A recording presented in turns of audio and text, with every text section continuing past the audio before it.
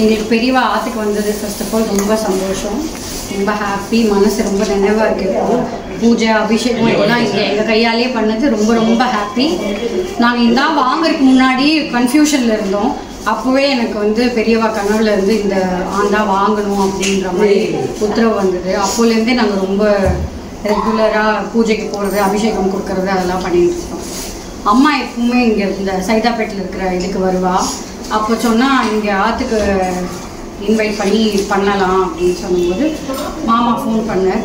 எங்களுக்கு ரொம்ப ஹாப்பியாக இருக்குது. இன்வைட் பண்ணி 2 நாளாகவே ரொம்ப ஏதோ ஆற்றுல ஒரு ஃபங்க்ஷன் மாதிரி நாங்கள் எல்லாம் ஆர்கனைஸ் பண்ணதே எங்களுக்கு ரொம்ப ஹாப்பியாக இருந்தது. வந்து இங்கே எங்கள் ஆற்றுல வச்சு எங்கள் கையால் அபிஷேகம் பண்ணது இன்னும் ரொம்ப ரொம்ப ஹாப்பி. பையனும் நல்லா இதுவாக உட்காந்து இப்போதான் புனல் போட்டது, புனல் போட்டு அழகாக உட்காந்து பண்ணான். பெரியாத்தோட இதெல்லாம் பண்ணி முடிச்சு அந்த பொறுமையை கொடுத்து நானும் உட்காரவே மாட்டான், எல்லாம் உட்காந்து என்ன பண்ணான்னு பெரியவாவோட பாதம் இங்கே இருக்கணுன்ற உத்தரவு வந்தது. ஸோ அதுவும் ஒரு நல்ல ஒரு சங்கல்பம்.